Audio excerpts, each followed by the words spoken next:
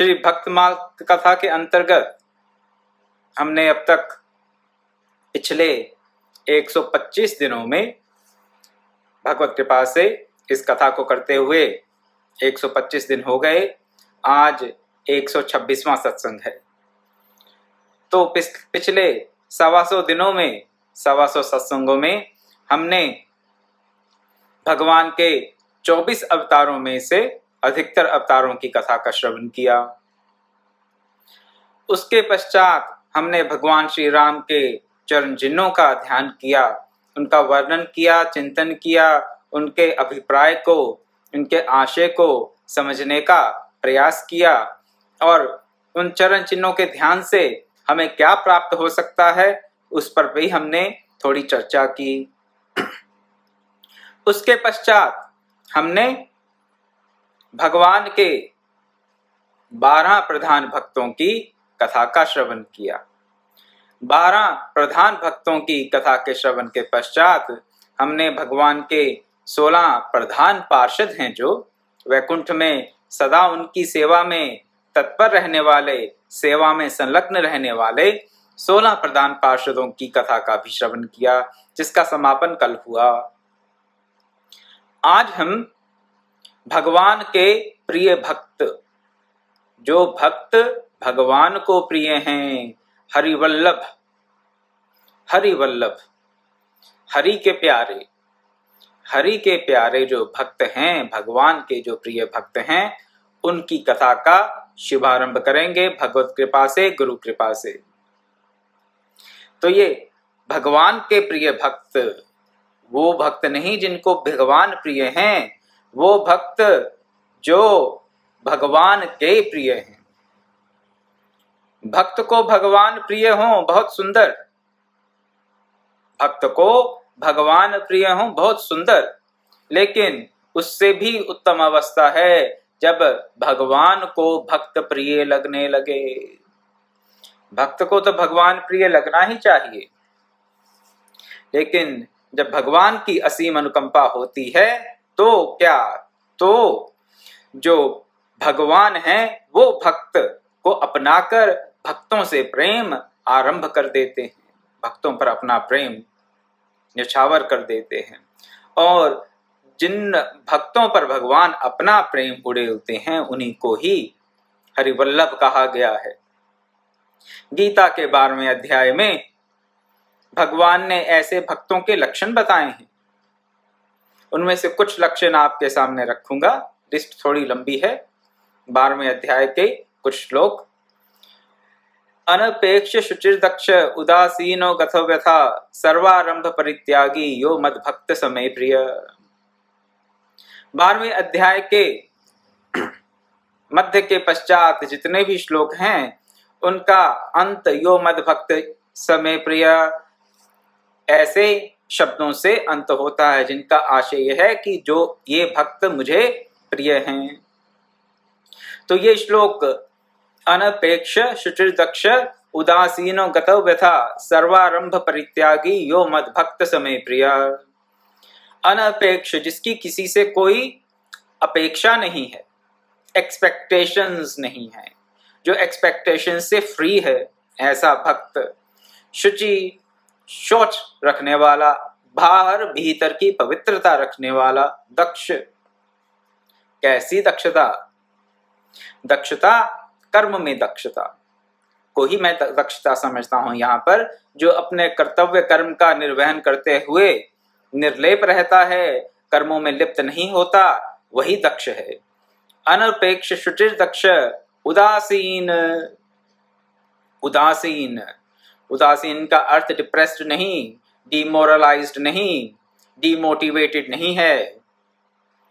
एक बार फिर से, उदासीन का अर्थ डिप्रेस्ड, डिमोरलाइज्ड, डिमोटिवेटेड नहीं है, ऐसा हम समझ लेते हैं कई बार।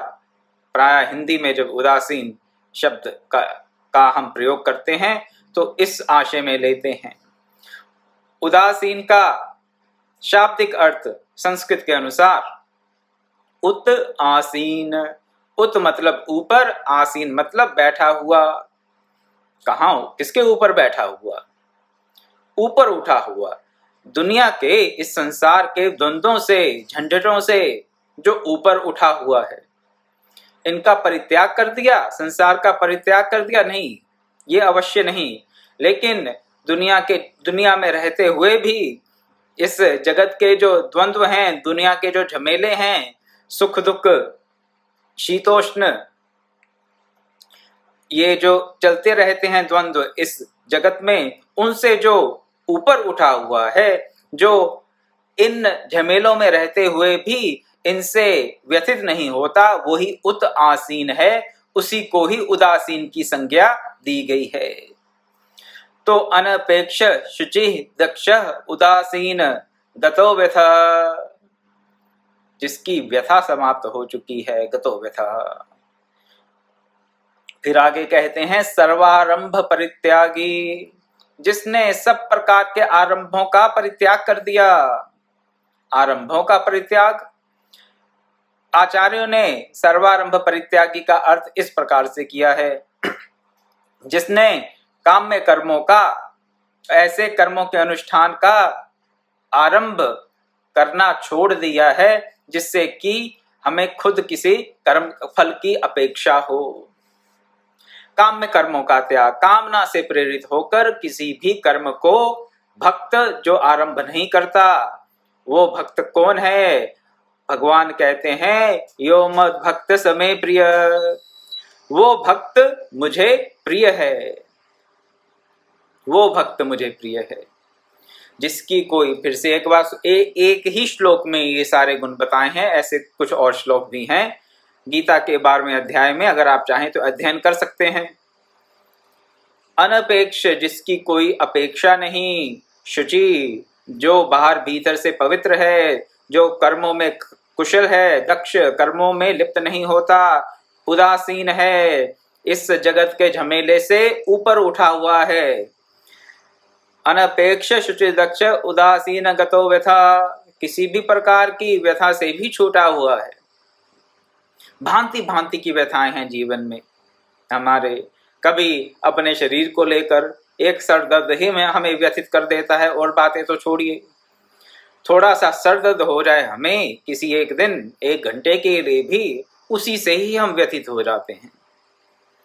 तो शारीरिक व्यथाएं हैं, मानसिक व्यथाएं हैं, भांति भांति की व्यथाएं हैं इस जगत में। जो भांति भांति के ताप हैं, 3 प्रकार के ताप बताए जाते हैं, आधिदैविक, आधि भौतिक और आध्यात्मिक। इन्हीं को ही आप भांति भांति की व्यथाएं समझे। जो इन व्यथाओं से ऊपर उठा हुआ है, इन व्यथाओं से जो व्यथित नहीं होता, वही इनसे ऊपर उठा हुआ है। और जिसने सब प्रकार की कामनाओं का परित्याग करके ऐसे कर्मों का भी कभी आरंभ नहीं करता जो कामना से प्रेरित हों, भगवान कहते हैं ऐसा भक्त मुझे प्रिय है। ऐसे भक्तों की कथा का अब हम श्रवण करने जा रहे हैं। भगवान की असीम अनुकंपा है कि हम भक्तमाल ग्रंथ के इस खंड पर अब अपना अधिकार प्राप्त करने जा रहे हैं। अधिकार प्राप्त कर रहे हैं, हाँ, बिना अधिकार के कथा श्रवण नहीं हो सकती। अगर हम कथा श्रवण कर पा रहे हैं तो उसमें हमें भगवान ने अधिकार दे दिया है। भगवान के अधिकार देने के पश्चात ही, अधिकार देने का परमिशन दे दी है, ऐसा समझ लीजिए, परमिशन दे दी है। तो अब तो कम देखने को मिलता है, पहले हम देखा करते थे कहीं कहीं कार्यालयों में, गवर्नमेंट ऑफिसेज में लिखा होता था नो एडमिशन विदाउट परमिशन, बिना आज्ञा के अंदर आना मना है। तो ये भगवान की आज्ञा ही मिलती है। भगवान हम पर अनुकंपा करते हैं, भगवान हमें अधिकार दे रहे हैं। किस बात का अधिकार दे रहे हैं भाई? कौन सी अथॉरिटी मिल रही है? हम कौन से चीफ मिनिस्टर, प्राइम मिनिस्टर बन रहे हैं? नहीं, चीफ मिनिस्टर, प्राइम मिनिस्टर बनने की बात नहीं है यहाँ पर। यहाँ पर भगवान हमें अधिकार दे रहे हैं ऐसा जो चीफ मिनिस्टर, प्राइम मिनिस्टर को भी प्राप्त नहीं हो सकता। कैसा अधिकार? उनके प्रिय भक्तों की कथा के श्रवण का अधिकार। आप इस अधिकार के मूल्य को समझें, मेरा आपसे अनुरोध है, निवेदन है। आप इस अधिकार के मूल्य को समझें। भगवान ने ये जो आज्ञा दी हमें कि हम भगवान के प्रिय भक्तों की कथा का श्रवण करें, इससे उत्तम अधिकार और कोई ही हो सकता है। क्यों? भगवान के प्रिय भक्तों की कथा का श्रवण करेंगे तो भगवान के प्रिय हम बन ही जाएंगे। यो मद भक्त समे प्रिय। कथा श्रवण का यही लाभ है मेरी दृष्टि से, और कोई लाभ नहीं। क्या लाभ? हम भगवान के प्रिय बन जाएं, भगवान हमें प्रिय लगने लगे। बहुत सुंदर, हम भगवान को प्रिय लगने लगे, इससे ऊपर तो और कुछ हो नहीं सकता मेरी दृष्टि से। शिष्य को गुरु प्रिय है, बहुत अच्छी बात है। शिष्य की गुरु में श्रद्धा है, बहुत अच्छी बात है। लेकिन गुरु को जब शिष्य प्रिय लगने लगे, उस शिष्य का कल्याण निश्चित है। गुरु को जो शिष्य प्रिय लगता है, जिस शिष्य को गुरु का प्रेम प्राप्त है, उसका कल्याण निश्चित है। उसी प्रकार भक्तों को भगवान प्रिय लगे, अच्छी बात, कल्याणकारी बात, अच्छा गुण है। भक्ति के मार्ग पर भगवान प्रिय लगने ही चाहिए। लेकिन अति उत्तम स्थिति ये है, अति उत्तम स्थिति, कि भगवान भक्तों को प्रेम करने लगे, भक्त भगवान को प्रिय लगने लगे। ऐसे भक्तों की कथा का श्रवण प्रभु की अनुकंपा से, गुरु की कृपा से हम आज आरंभ करेंगे। सर्वप्रथम प्रियादास जी के शब्दों को सुनेंगे, जहां पर उन्होंने इन भगवान के प्रिय भक्तों के नाम का उल्लेख किया है। कमला गरुड़ सुनंद आदि षोडश प्रभु पदरती, हनुजमवंत सुग्रीव विभीषण सबरी खगपति, ध्रुव उद्धव अम्बरीश विदुर अक्रूर सुदामा, चंद्रहास चित्रकेतु ग्राह गज पांडव नामा, कोशारव कुंती वधूपट एचत लज्जा हरि, हरिवल्लभ सब प्रार्थों जिन चरण रेणु आशा धरी। यहाँ पर संत नाभादास जी ने, श्री भक्तमाल ग्रंथ के रचयिता संत नाभादास जी ने इन हरिवल्लभ भक्तों का, भगवान के प्रिय भक्तों का उल्लेख किया। किन किन का? सुन ले कि भगवान के प्रिय भक्त कौन कौन है। इनके नाम श्रवण से ही हम परम कल्याण के भाजन बन सकते हैं। तो श्रद्धापूर्वक इनके नाम का श्रवण करें। क्या नाम है इनके? श्री लक्ष्मी जी, वैकुंठ में लक्ष्मी जी नारायण जी के चरणों में स्थान पाती हैं। तो श्री लक्ष्मी जी का सबसे पहले नाम आया इस लिस्ट में। गरुड़ जी भगवान के वाहन, सुनंद आदि 16 पार्षद जिनकी कथा का भी हमने श्रवण किया, वो भी सब हरिवल्लभ हैं। हनुमान जी, जामवान जी, सुग्रीव जी, विभीषण जी, भक्तिमती शबरी जी, खगपति जटायु जी, गीधराज जटायु, ध्रुव जी, उद्धव जी, अम्बरीश जी, विदुर जी, अक्रूर जी, सुदामा जी, चंद्रहास जी, चित्रकेतु, ग्राह, गजेंद्र, पांचों पांडव, युधिष्ठिर, भीमसेन, अर्जुन, नकुल और सहदेव, पांचों पांडव। श्री मैत्रेय जी, मुनि मैत्रेय हुए हैं, इनकी भी कथा का श्रवण करेंगे, आप जानते ही होंगे। कुंती जी, द्रौपदी जी, इन सब की प्रभु के पाद पद्मों में प्रीति है। ये भगवान के चरणों में प्रीति रखने वाले हैं, सबके सब। कैसी प्रीति? अनन्य प्रीति। ये भगवान के चरणों का ही आश्रय लेते हैं और किसी का आश्रय ये लेते नहीं। द्रौपदी जी ने भगवान के चरणों का ही आश्रय लिया कौरव सभा में। द्यूत कीड़ा के पश्चात जब दुशासन अपनी क्रूरता पर उतर आया अपने भाइयों के उकसाने पर, तो द्रौपदी जी ने भगवान की ही शरण ली और किसी की नहीं। उसी प्रकार कुंती जी भी यही कहती रहीं, हे कृष्ण तुम हमें सुख मत दो, हमें दुख ही दो, क्योंकि जब जब हम पर दुख आते हैं, विपत्ति आती है, तुम हमारी सहायता के लिए आते हो। हम तुम्हें स्मरण करते हैं विपत्ति के समय में, और विपत्ति के समय में हमें तुम्हारे दर्शन प्राप्त हो जाते हैं। इसलिए हमारे लिए विपत्ति ही, कुसमय ही, दुख ही कल्याण के कारण बनते हुए हमें नजर आते हैं। इसलिए हे कृष्ण तुम हमें विपत्तियों पर विपत्तियां देते रहो, ताकि तुम उन विपत्तियों में हमें याद आते रहो, और हम तुम्हें जब पुकारें और तुम हमारे पास आते रहो, हमें तुम्हारा दर्शन, तुम्हारा सानिध्य प्राप्त होता रहे। कुंती जी, हरिवल्लभ ये भक्त लोगों को प्रिय हैं।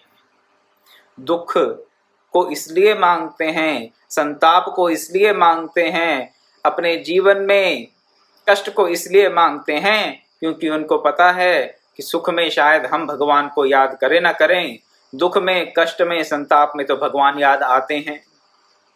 भगवान याद आएंगे तो हम भगवान के स्मरण से उनके कृपा का प्रसाद पाएंगे। इसलिए कुंती जी कहती हैं कि आप हमें कष्ट ही दें।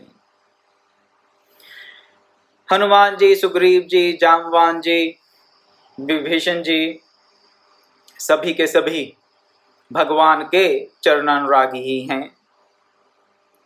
भगवत चरणों के अलावा और कोई इनका आश्रय है ही नहीं। तो जिनकी ऐसी एक निष्ठ अनन्य भक्ति है, वो सब भक्त भगवान को प्रिय होते हैं। इन्होंने क्या किया? चरणों की रज को प्राप्त करने की आशा मन में धारण कर रखी है। और कोई आशा नहीं है, एक ही आशा है, क्या? कि भगवान के चरणों की रज हमें प्राप्त हो। कुछ नहीं चाहिए। भगवान से क्या चाहिए? उनके चरणों की रज, और कुछ नहीं। सकल सुमंगल मूल जग गुरुपद पंकज रेणु। वैसे ही गुरु कह लीजिए, भगवान कह लीजिए, गुरु चरणों की धूल, भगवान की चरण रज पूरे के पूरे कल्याण का सकल सुमंगल मूल जग। इस जगत में जितने भी मंगल हो सकते हैं, सुमंगल हो सकते हैं, उनका मूल कारण भगवान के चरण रज, गुरु की चरण रज ही है, और कुछ नहीं। तो ये हरिवल्लभ भक्त, भगवान के प्रिय भक्त, भगवान की चरण रज को छोड़कर और किसी भी वस्तु की अभिलाषा नहीं करते। उनको भगवान की चरण रज मिल जाए तो उनको सब प्राप्त हो गया। शिष्य को गुरु की चरण रज मिल जाए, शिष्य को सब प्राप्त हो जाता है। इसमें कोई संशय नहीं। ये कोई अतिशयोक्ति नहीं है, ये कोई अर्थवाद नहीं है। It's not just a figure of speech, it is not an exaggeration। ये सत्य है, अटल सत्य है। जितना सत्य कुछ और हो सकता है, उससे भी ऊंचा सत्य ये है कि भगवान की चरण रज से, गुरु की चरण रज से शिष्य को, भक्त को सब प्राप्त हो जाता है, सब प्राप्त हो जाता है। कोई संशय नहीं, कोई भी संशय नहीं इसमें। ऐसी दृढ़ निष्ठा होगी अगर हमारी, ऐसी श्रद्धा होगी संतों के चरणों में, गुरु के चरणों में, भगवान के चरणों में, तो हमारा कल्याण निश्चित है। कल्याण क्या? यही कल्याण कि भगवान की शरण प्राप्त करेंगे, भगवान की सेवा को परम लाभ मानेंगे और भगवान की सेवा करके उनको प्रसन्न करने की चेष्टा करेंगे। भक्त के लिए यही करनी है, और कुछ नहीं, और कुछ नहीं। जिसे अभी आत्म कल्याण करना है वो भक्त नहीं बन सकता। जिसको दुनिया सुधारनी है, समाज सुधार करना है, लोक कल्याण करना है, वो भी भक्त नहीं बन सकता। आत्म कल्याण करने वाला भक्त नहीं है, क्योंकि तो अभी उसे भी अपना कल्याण करना है। जिसे अपने कल्याण की चिंता है, वो उसकी अनुरक्ति प्रभु के चरणों में, गुरु के चरणों में कैसे होगी? जिसको अभी लोक कल्याण करना है, समाज का सुधार करना है, दुनिया को सुधारना है, दूसरों का उत्थान करना है, वो भी अभी भक्त पूर्ण रूप से नहीं हो सकता। क्यों? अहम भाव बना हुआ है कि मुझे ये करना है, मुझे दूसरों को सुधारना है, दूसरों को वैकुंठ लेके जाना है, या कुछ भी करना है, उनके जो दरिद्रता है जीवन की उसको दूर करना है। जिसकी ऐसी पृथक पृथक भावना बनी हुई है वो अभी भक्त नहीं है। भक्त वही है जिसको केवल और केवल अपनी सेवा से भगवान को प्रसन्न करना है। सेवा कैसे करनी है? वो भी भगवान से ही प्रार्थना करनी है कि आप हमें अपनी सेवा दें और अपनी सेवा का सामर्थ्य भी दें। इस बात को मैं पहले भी 1-2 बार कह चुका हूं कि भक्त वो प्रिय होता है भगवान को जिसका साधन भी भगवान है और साध्य भी भगवान है। प्राप्त करना है भगवान को, और प्राप्त करने का साधन क्या है, माध्यम क्या है प्राप्त करने का, वो भी भगवान है। अपना कोई सामर्थ्य नहीं है यहाँ पर। भगवान के सामर्थ्य से ही भगवान को प्राप्त करना है। कैसे? भीष्म जी की कथा में ये बात बताई गई थी कि भीष्म जी ने श्री कृष्ण की प्रतिज्ञा को तोड़ा। कौन सी प्रतिज्ञा? श्री कृष्ण ने प्रतिज्ञा की थी कि मैं कुरुभूमि में महाभारत युद्ध में किसी भी प्रकार का शस्त्र धारण नहीं करूंगा। अब भीष्म जी के मन में ये बात आई कि मुझे वासुदेव श्री कृष्ण का, भगवान का ये जो प्रण है इसको तोड़ना है, इस प्रतिज्ञा को तोड़ना है। तो उन्होंने क्या किया? कोई छल बल किया अपनी तरफ से, अपने बल का प्रयोग किया भगवान की प्रतिज्ञा तोड़ने के लिए? नहीं। भीष्म तो महाज्ञानी हैं, परम भक्त हैं, प्रधान भक्तों में से एक हैं। उन्होंने भगवान से ही प्रार्थना की कि हे वासुदेव कृष्ण, मैं चाहता हूं आप अपनी प्रतिज्ञा भंग कर दें, इसलिए कृपा करें और अपनी प्रतिज्ञा भंग कर दें। भगवान की प्रतिज्ञा भंग करनी थी, ऐसी उनकी इच्छा हुई, और उसके लिए प्रार्थना किससे की? भगवान से ही। साध्य क्या? भगवान। साधन क्या? भगवान। ऐसे ही भक्त भगवान को प्रिय हैं। जिसको लोक रिझाना है, जिसको अपने मन को रिझाना है, मनोरंजन चाहिए, जिसे अभी जगत में मान प्रतिष्ठा बढ़ाई चाहिए, जिसको लगता है कि मुझे दुनिया सुधारनी है, वो अभी भक्त नहीं बन सकता, पूर्ण रूप से तो नहीं बन सकता। भक्त का एक ही ध्येय है, भगवत सेवा, और उस ध्येय के लिए उसके पास क्या साधन है? भगवान की कृपा। भगवान की कृपा से, भगवान की सेवा करके भगवान को ही प्रसन्न करने की चेष्टा, यही भक्त का एकमात्र ध्येय होना चाहिए। इसके अलावा और कुछ नहीं। जिसको किसी प्रकार की सिद्धि प्राप्त करनी है वो अभी भक्त नहीं हुआ।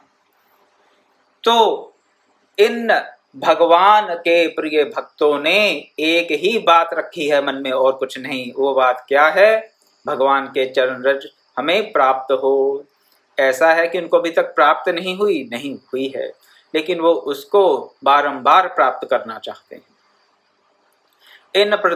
इन हरि वल्लभ भक्तों को, भगवान के प्रिय भक्तों को कुछ भी ऐसा नहीं जो प्राप्त ना हो, लेकिन प्रेम के वशीभूत होकर भगवान की चरण रज को बारंबार प्राप्त करने का इनका ध्येय बना हुआ है, और इसके अलावा मन में कोई इच्छा नहीं। श्री पीरादास जी ने भक्तमाल पर कवित छंदों में टीका लिखी है, और उनकी टीका को भी आपके सामने प्रस्तुत करूंगा। हरि के जय वल्लभ हैं दुर्लभ, भुवन मांझ तिन्हि की पद रेणु आशा जिय करी है। योगी अतीत पीता सो मेरो कुछ काज नाही, प्रीति परतीत रीति मेरी मति हरि है। कमला गरुड़ जामवान सुग्रीव आदि सबई स्वाद रूप कथा पोथिन में धरी है। प्रभु सो सचाई जग कीर्ति चलाई, अति मेरे मन भाई सुखदाई रस भरी है। बड़ा सुंदर भाव श्री प्रियादास जी का। कहते हैं भगवान के जो प्यारे भक्त हैं वो 14 भुवनों में दुर्लभ हैं, 14 भुवनों में दुर्लभ हैं भगवान के प्यारे भक्त। इसीलिए तो गिना दिए यहाँ पर श्री नाभादास जी ने। जो भक्त भगवान को प्रिय हों वो दुर्लभ हैं, अति दुर्लभ हैं। भगवान ने खुद भी गीता में कहा, 7वें अध्याय का 3रा श्लोक है ये, मनुष्यानाम सहस्रेषु कश्चित् यदति सिद्धये यत्तामपि सिद्धानाम कश्चिन्मा वेति तत्वतः। क्या कहते हैं भगवान? हजारों मनुष्य में कोई एक वास्तविक सिद्धि के लिए यत्न करता है। हजारों मनुष्य में कोई एक वास्तविक सिद्धि के लिए, सिद्धि यहाँ पर क्या है? प्रभु प्राप्ति। यहाँ पर वो अनिमा आदि सिद्धियों की बात नहीं कर रहे भगवान, सिद्धि के लिए, सिद्धियों की बात नहीं की, एक वास्तविक सिद्धि के लिए। वास्तविक सिद्धि क्या है? प्रभु के प्रेम की प्राप्ति। मानव जीवन का ध्येय क्या है? प्रभु के प्रेम की प्राप्ति, यही वास्तविक सिद्धि है। बाकी सब तो आत्म प्रवंचना है। आत्म प्रवंचना क्या? अपने आप को धोखा देने की बात।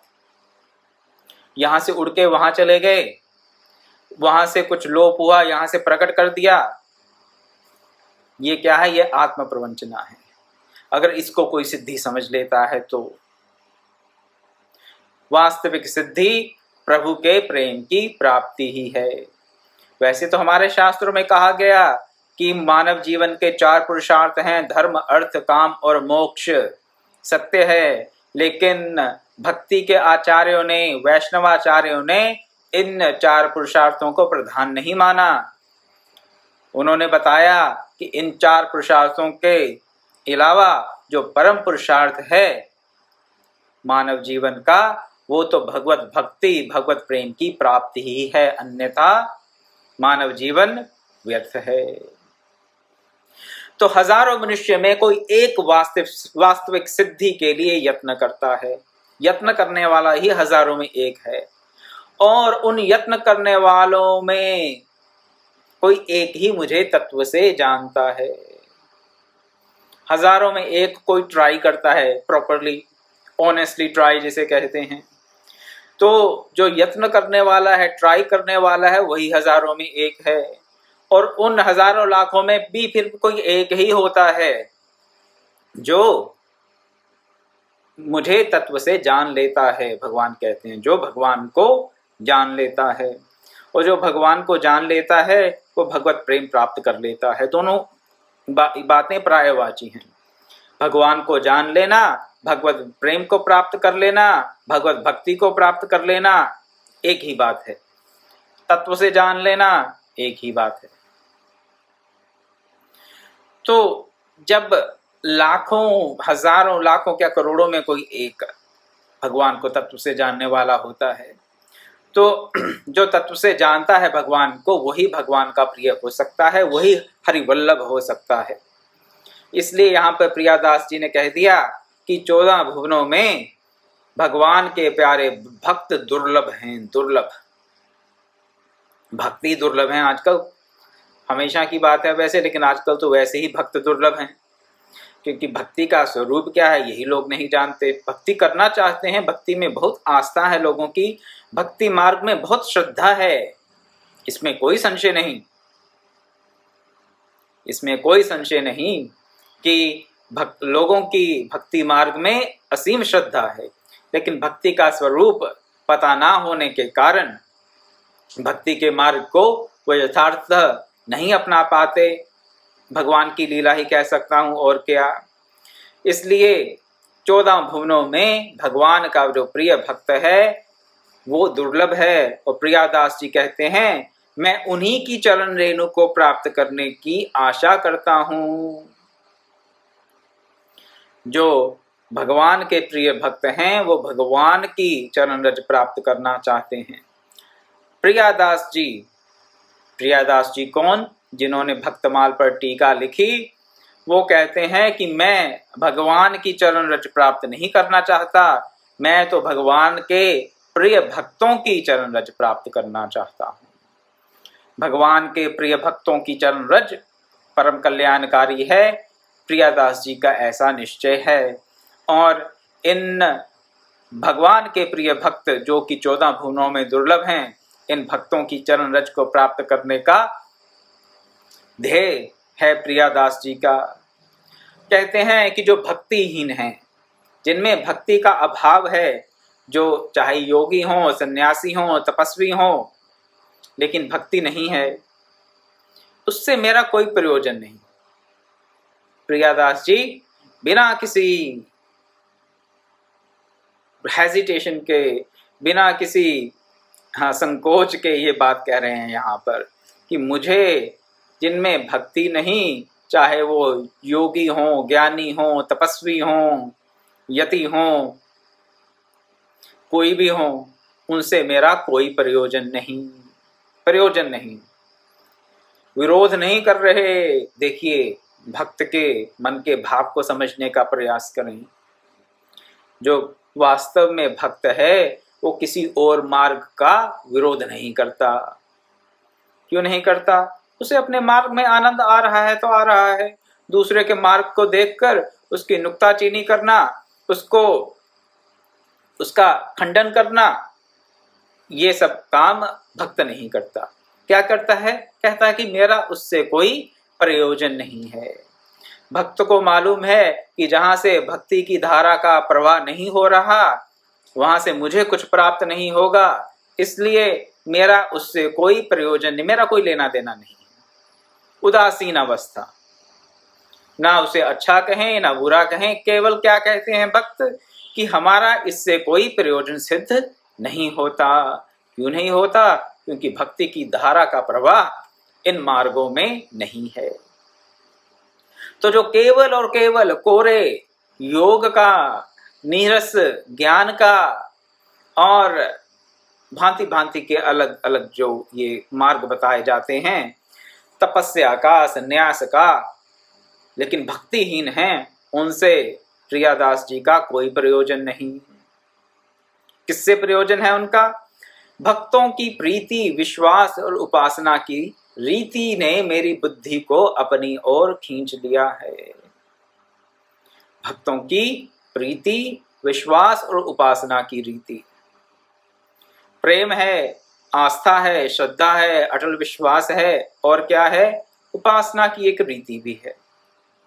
उपासना का जो विधान है उसमें प्रियादास जी का मन रम गया। क्यों रम गया? यहाँ पर भक्ति का रस है।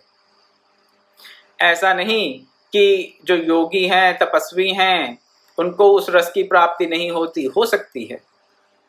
योग में भी सब कुछ करने के पश्चात, काफी कुछ, सब कुछ तो नहीं, काफी कुछ करने के पश्चात एक स्टेज आती है, एक स्थिति आती है जिसको कहा जाता है ईश्वर प्रणिधान। ईश्वर प्रणिधान में क्या बताया जाता है? ईश्वर को अपने आप को समर्पित कर दीजिए। लेकिन सबसे पहले नहीं बताया जाता, वहां पर ईश्वर प्रणिधान सबसे पहले नहीं बताया जाता। तो प्रियादास जी का मन वहां नहीं लगता, क्योंकि उनको लगता है कि ये बाकी जो इसके मार्ग के और जो स्थितियां हैं और स्टेजेस हैं, वो तो सारी नीरस हैं, उनमें रस नहीं आ रहा, उनमें प्रभु के प्रेम, प्रभु की भक्ति का दर्शन नहीं हो रहा। तो इसलिए प्रियादास जी को वहां पर रस नहीं आता। कहते हैं मेरा कोई उससे प्रयोजन नहीं।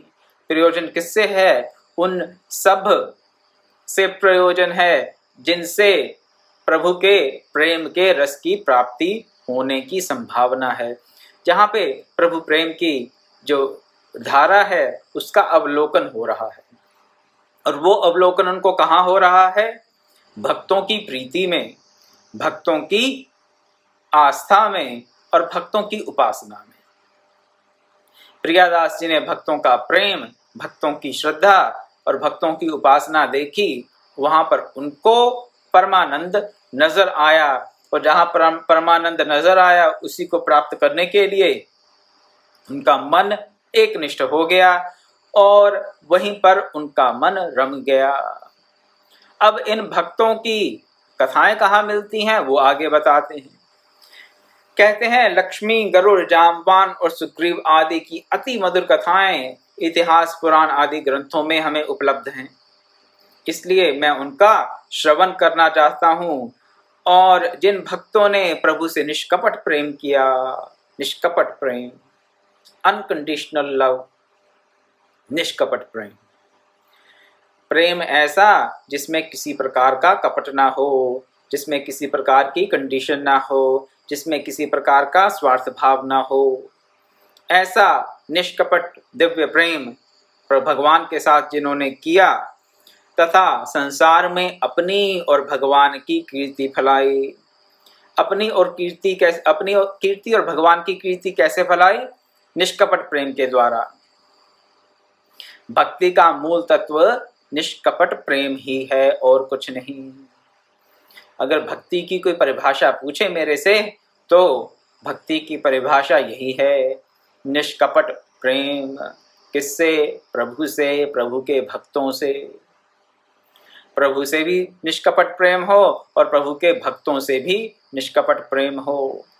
और ऐसे जो प्रभु के भक्त हैं जिनका भगवान में निष्कपट प्रेम था और उस निष्कपट प्रेम के चलते उन्होंने अपनी और भगवान की कीर्ति को जगत में फैलाया, ऐसे भक्तों को प्रियादास जी उनकी कथा को बड़ा ही अच्छा मानते हैं। उनके मन को ये कथाएं भाती हैं। दिव्य प्रेम, निष्कपट प्रेम से सरोबार जिनका चरित्र है, ऐसे भक्तों की कथाओं को सुनकर प्रियादास जी अत्यंत आनंद मानते हैं और उनके हृदय को अत्यंत सुख प्राप्त होता है। तो ऐसे ही भक्तों की कथाओं का हम श्रवण कल से आरंभ करेंगे। सर्वप्रथम कमला जी, लक्ष्मी जी के बारे में कुछ कह तो बहुत कुछ सकते हैं लक्ष्मी जी के बारे में, लेकिन कुछ ही बातें आपके सामने रखूंगा लक्ष्मी जी को लेकर, क्योंकि ज़्यादा कहने का मेरा सामर्थ्य ही नहीं है उनके बारे में। तो अपनी बुद्धि के अनुसार, अपनी समझ के अनुसार इन भगवत चरित्रों को, भगवान के प्रिय भक्तों के चरित्रों को आपके सामने रखने का प्रयास किया जाएगा। और प्रियादास जी की भाव से हम इनका श्रवण करेंगे तो हमें अवश्य लाभ होगा। क्या भाव? कि इनकी जो गाथाएं हैं वो रसमय हैं, मधुर हैं। क्यों? क्योंकि इन्होंने निष्कपट प्रेम के द्वारा अपनी और भगवान की कीर्ति को जगत में फैलाया। निष्कपट प्रेम पर अपना ध्यान रखते हुए इन भक्तों की कथाओं का हम आने वाले कुछ दिनों तक श्रवण करेंगे, मनन करेंगे, चिंतन करेंगे, भगवत कृपा से, गुरु कृपा से। आज मैं अपनी वाणी को यही विराम देता हूँ। कल मिलेंगे तो कमला जी, श्री लक्ष्मी जी की कथा का शुभारंभ किया जाएगा। ओम पूर्णमदः पूर्णमिदं पूर्णात् पूर्णमुदच्यते पूर्णस्य पूर्णमादाय पूर्णमेवावशिष्यते।